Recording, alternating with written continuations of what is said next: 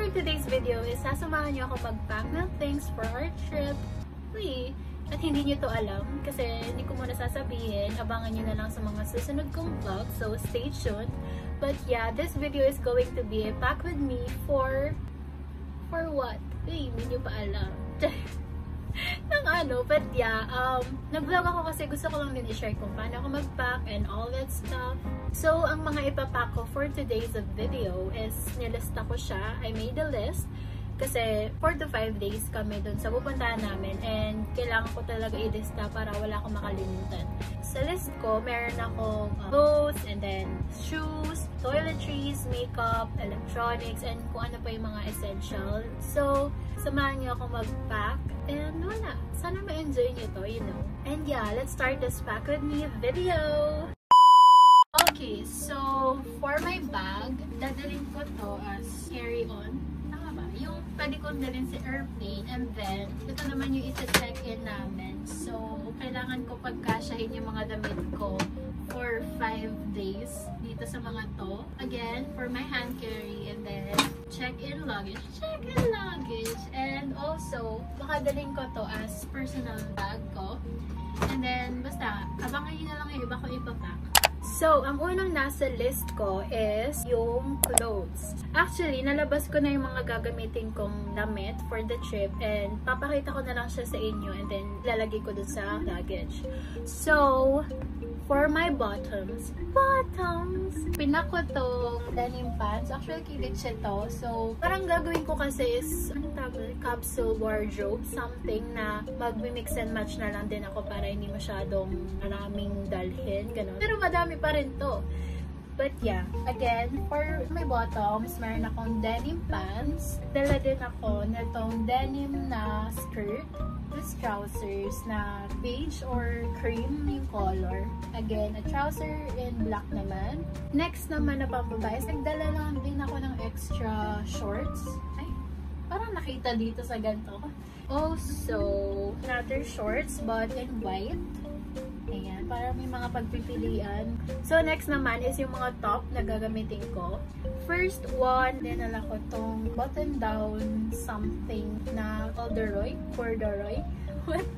Basta ito yung tela niya, ganyan. Alam niyo na yun. Kasi sabi, parang mainit na medyo umulan doon sa pupuntahan namin. So, nagdala na din ako ng short sleeves and then the long sleeves, you know what I mean? Para ready tayo. And also, nagdala na din ako na tong basic black top. Also, dinala ko na din tong top na bigay ni Sanse. Parang may foam siya dito para magmukha siyang ganun yung shoulder mo. Parang basta maganda. Abangan nyo lang sa IG pics ko. Basic top, black ulit. Also, fitted na long sleeves naman. Black din, malamang. Ano pa ba? Nagdala na din ako ng jacket in case nalamagin ako. Pero usually ginagamit ko din to pang airport kasi nga kailangan cozy, eme-eme tayo. Comfortable lang pagka mag-travel. Kasi yung ko natuto na ako kasi nung unang airplane ride, ang forma ko. Tapos, ang tagal ng flight namin na yun, punta kaming US. And yung suot ko is denim pants. So, ang hirap, Diyos ko. Tapos naka-crop top ako. Ang lamig. Like, na-stress ako. Kaya hindi ko na inulan. At mas pinili ko na ang comfort over fashion. Fashion sa airport. Next naman, brown tube top na pwede siyang matali here. No. Next naman is this peplum or anong tawag dito? Basta ito yung tube top na nabili ko sa TikTok shop and super love ko tong top na to kasi wala, ang ganda niya. Like, perfect. Also, nagdala din ako ng basic white t-shirt. This top na favorite ko din. Para siya yung nauuso ngayon sa TikTok. Ang style talaga is itatak in mo siya. So, yan. Makaka-help to. Like, perfect talaga. Next, this polo. White polo siya na pang tita vibes. Also, nagdala na din ako nitong dress ko na black na binili ko din sa TikTok shop. Ang plano ko gawin here is gawin ko siyang maxi skirt. Tama, maxi skirt. Gagawin ko siyang maxi skirt. Tapos, i-prepare ko na lang siya sa fitted na top. Para, wala, cute lang. Cute lang. Ang next naman is pangbahay ko. So, nagdala ako ng 3 sets ng pangbahay. 3 sets ng shirt, and then pajama, and then 2 shorts. So, next naman is yung mga undergarments na hindi ko na din papakita. So, now, after natin sa clothes, kunin ko lang kung ano yung mga dinala ko for shoes. So, for my shoes, ang dadalhin ko is this Zara na shoes. Ito yung style. Medyo madumi na kasi sobrang tagal ko na ito ginagamit and kiditche pa to. Parang kinuha ko na lang. Next is itong binili ko sa TikTok shop again. Pinaka-favorite kong nabili sa TikTok shop. And pinipair ko siya minsan with white socks. Platform sandals ata to in black. And then, ayan, ganyan yung design. Next naman is the sandals from, ko alam, basta binili lang to ni mama. So yeah, tatlo lang yung dadalhin kong pairs. Next, toiletries. Kapag nagdadala kami ng toiletries, nasa isang ziplock na lang siya and then, na lang kami kukuhan sa family. Malamang. Dito ko siya ilalagay sa ziplock. So, dito ko siya ilalagay lahat para sama-sama na. Tapos, hindi siya mag-leak in case mga pressure from the air. Ang toiletries na kailangan is shampoo and conditioner, there's soap, toothpaste, and yung toothbrush namin. So, next naman, ito yung mga facial wash namin. So, ang ginagamit kong facial wash is from CosRX. Ito yung low pH Good Morning Gel Cleanser and then yung salicylic acid Daily Gentle Cleanser for night. Lotion, makeup remover, cotton, and then wipes. Magdadala din kami ng sanitary napkins in case magkaroon ng isa man sa amin. Para ready. Nalagay ko na siya dito sa ziplock. Ito na yung shampoo and conditioner, mga soap. Next is yung toothpaste.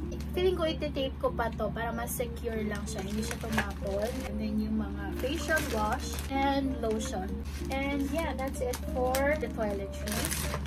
Ito na sila. Tapos yung wipes and cotton, nalagay ko na lang din siya sa another ziplock kasama ng mga sanitary napkins. Next naman is yung aking makeup bag.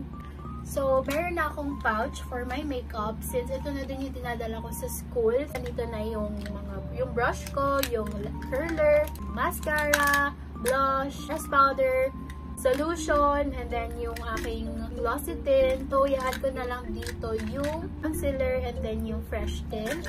Avocado, ito yung sa hair. Sponge na hinihiwalay ko. Yung serum, yung moisturizer, sunscreen, soothing gel mist na ililipat ko na lang din sa mas maliit na container para maging masikip. Yeah, yun lang naman ang aking essentials pagdating sa makeup. So, check na natin siya sa aking list. So, ang next naman na category sa list is yung electronics. Kasi magdadala ako ng laptop. Kasi may online class kami next week and matatamaan yun ng vacation. Magdala na ako ng laptop in case magkaroon kami ng klase. And also, dadalhin ko kasi yung aking Digicam A. Uy, anong A? But yeah, share ko lang, bumili ako ng Digicam for this trip. Though, dati ko pa gusto magka-Digicam, pero hindi lang ako makapag-ipon. Ngayon lang talaga siya na-push kasi may trip kami na pupuntahan. So, ayan, binili ko na. Nabili ko siya sa FB Marketplace and this is the Canon PowerShot A580 and kailangan dito ng 2 AA batteries. Ito din pala yung pouch ko. So, nandito na yung iba kong electronics na kailangan. So, here's the charger ng battery. Meron na din akong extra para palit-palit na lang. Adapter, pan-transfer ng mga pictures from the SD card. Buti, kasamang SD card yung camera na binili ko. Tapos, bumili na lang din ako ng isa pang SD card, pang extra, para hindi ako maubusan ng storage pa ba kailangan ko. Charger and power bank, meron na din kami. I-charge ko na lang siya ulit. And earphones, of course, hindi mawawala ang aking mahiwagang earphones. Now, for the airport needs, yung passport ko na kay Papa. So, siya na yung magtatabi nun. Vaccine card, magdadala na din ako. Nasa wallet ko siya in case. So, yeah. I think yun lang naman yung mga kailangan. Kapag na lang may nakalimutan ako sa list na to or sa video na to, add ko na lang siya before kami malis.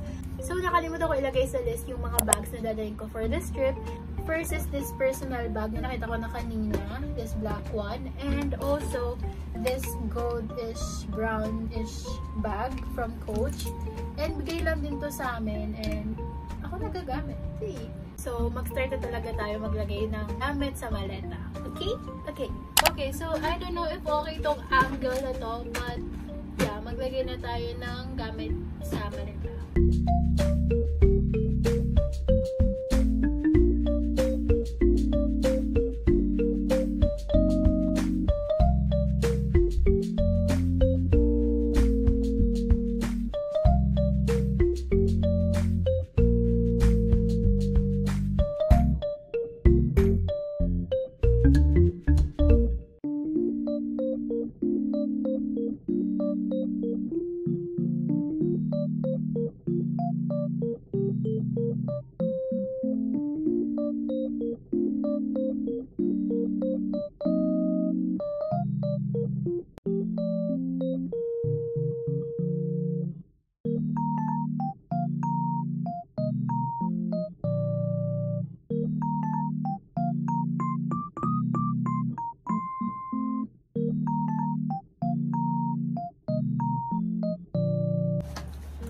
Okay, so tapos na ako dito sa maleta and also sa hand carry ko.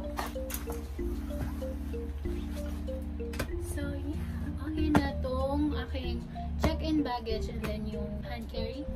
So next naman is yung personal bag ko. So now, for my personal bag, ang kailangan ko dito is of course wallet and also yung passport. Dito ko na din siya ilalagay kapag nasa airport na, since dun pa lang din naman siya ibibigay sa amin ni Papa. So wallet, your kailangan pag mag-touch, electronics or yung charger ng Digicam ko, and then yung mga pang export, and then earphones, and also yung Digicam ko. Next is yung mga essentials, of course, yung mga lagi kong ginagamit na makeup, and of course, ang last is comb. Ito naman yung laman ng aking personal bag. So wait, ipapakita ko sa inyo yung mga dadaling kong bag for the trip. So here are the bags na gagamitin ko for the trip. So ito yung check-in luggage, hand carry, and then personal bag. And yeah, we're done packing for our trip. And I think yun lang din naman lahat yun, kasi naka-check na din naman yung mga list ko dito sa notes. And if ever naman na may nakalimutan ako, i-add ko na lang siya and i-double check ko na lang yung laman ng mga bagahe. But as of now, okay naman na lahat. I think ang kailangan ko na lang ilagay is yung phone ko, yung tripod, and then yeah, okay na. But yeah, again, thank you guys so much for watching, and I hope you guys enjoyed this video. And also, if you reached this part of the video, comment down ano yung guess nyo kung saan kami pupunta for this trip. And tingnan natin kung tama yung mga hula nyo. So yeah, again, thank you guys so much for watching. Stay tuned for more vlogs soon. Teta loves you. Bye!